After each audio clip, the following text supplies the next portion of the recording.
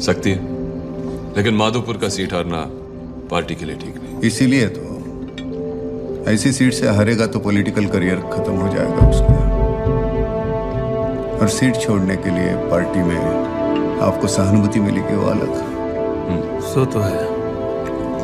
तुम्हारी समस्या वीरेंद्र नहीं, सूरज है।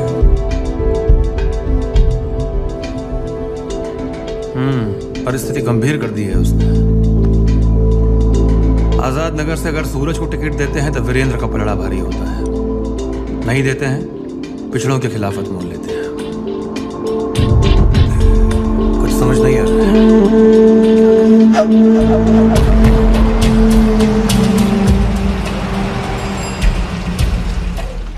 हम एक आवाज में बात करें।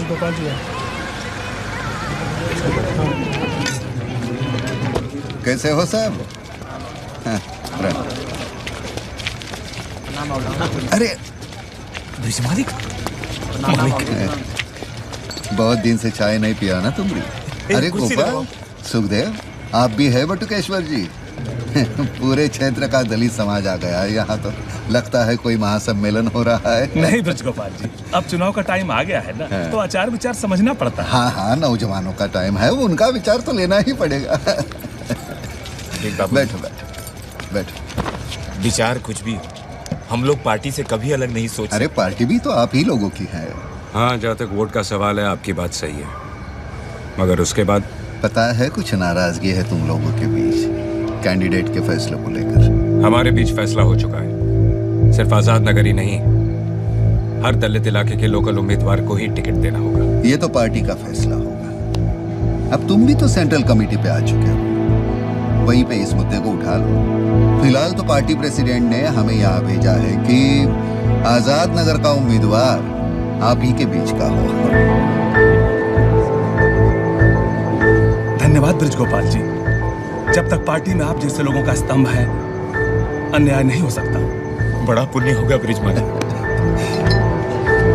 गरीब की बेटा को पार्टी में स्थान दिए।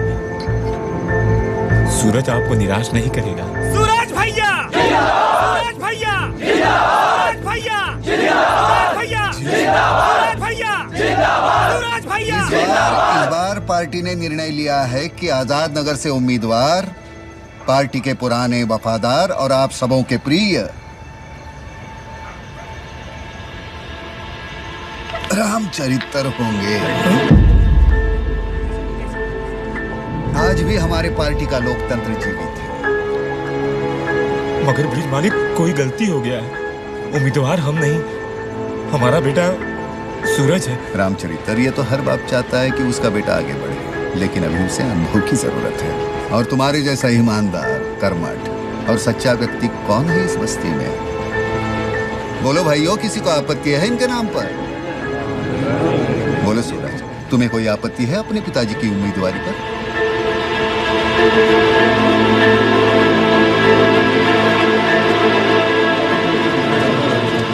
अरे आप लोग कुछ बोलते क्यों नहीं? मालिक, हम कैंडिडेट कैसे हो सकते हैं? हम तो आपके परिवार के सेवक हैं। अब तुम जनता के सेवक हो। मालिक,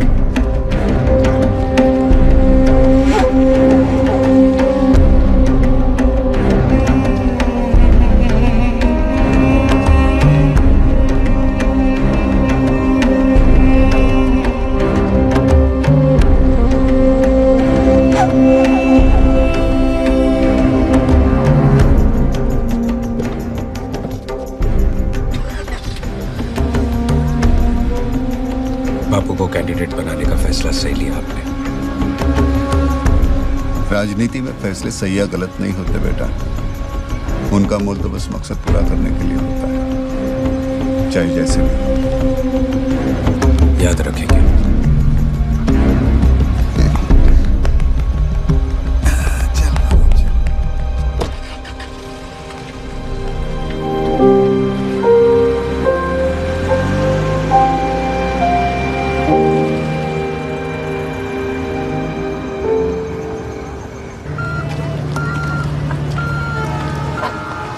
बिशुनपुर माता के मंदिर में चादर चढ़ाना है, मन्नत का, तेरे इलेक्शन के टिकट के लिए।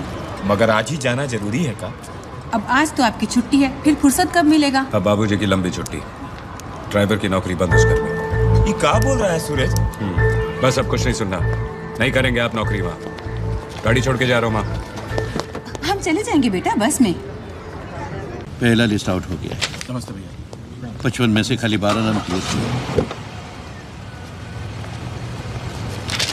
फंड्स का क्या हुआ? चेक साइन नहीं किया अभी तक। बहुत भारी पड़ेगा चचा जान। टाइम खराब है। सभी विधानसभा क्षेत्रों में हमने सर्वे करवाया है और 78% मतदाता कहते हैं कि वो चंद्र प्रताप जी से कनेक्ट करते हैं। He is the face of our party.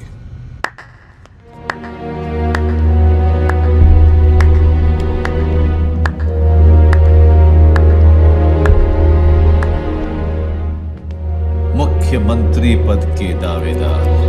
Why not? ये निर्णय आपका नहीं, पार्टी का होगा। You shut up. चुप, आप रहेंगे। ये पार्टी का दफ्तर है, आपके घर की जागीर नहीं। यहाँ की मर्यादा का ख्याल रहे। तो आप बढ़ाएंगे हमको मर्यादा का पाठ। मिस्टर बैकवर्ड और माइनॉरिटी सेल संजय, पार्टी फैसला कर चुकी है, मुख्यमंत्री यही बनेंगे। अगर आपको ये चेहरा पसंद नहीं है तो जनता सिर्फ एक चेहरे को जानती है, सिर्फ एक आवाज पहचानती है, और वो है भानु प्रताप। और उसके बाद उस स्थान का सही उत्तराधिकारी कौन होगा, आप लोग अच्छी तरह से जानते हैं। पार्टी उसे पहचानने में कोई भूल नहीं करेगी। वीरेंद्र, ये फैसला उनकी सहमति के बाद ही लिया गया है।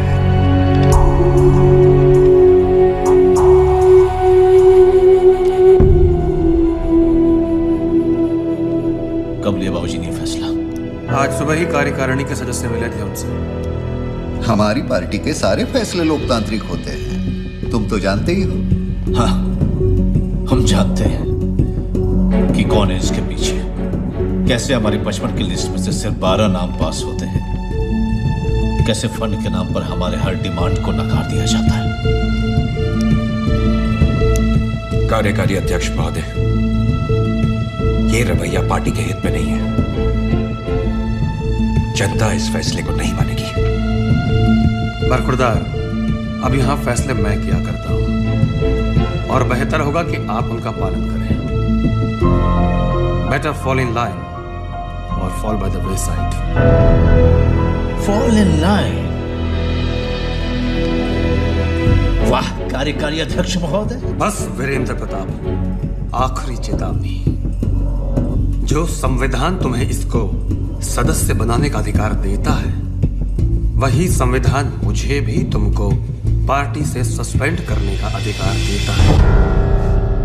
सर, पार्टी के जनरल सेक्रेटरी है वीरू जी, आप उन्हें इस तरह से सस्पेंड। आप बताएंगे हमें? देख रहे हैं हम, काफी लोग यहां 2020 खेलने में लगे हैं।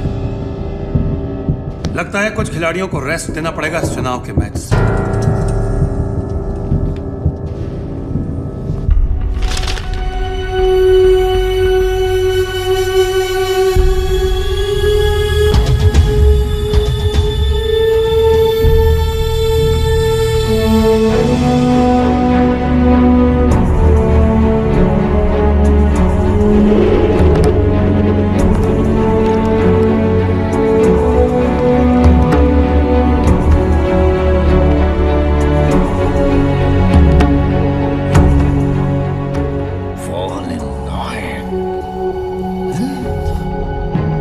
लाइन में खड़ा होना पड़ेगा, है? सारा जिंदगी देते रहे हम बांट बांट के, अब लाइन में खड़ा होके भीख मांगे इससे। हमारे बाबूजी का बनाया हुआ पार्टी में हमें ही दबा रहा है सारा।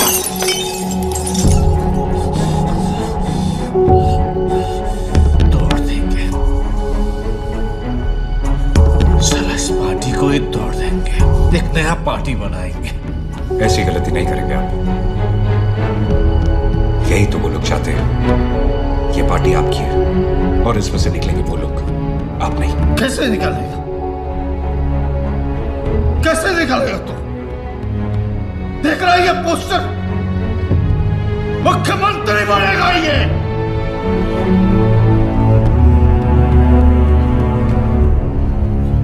बदल देंगे इस पोस्टर को।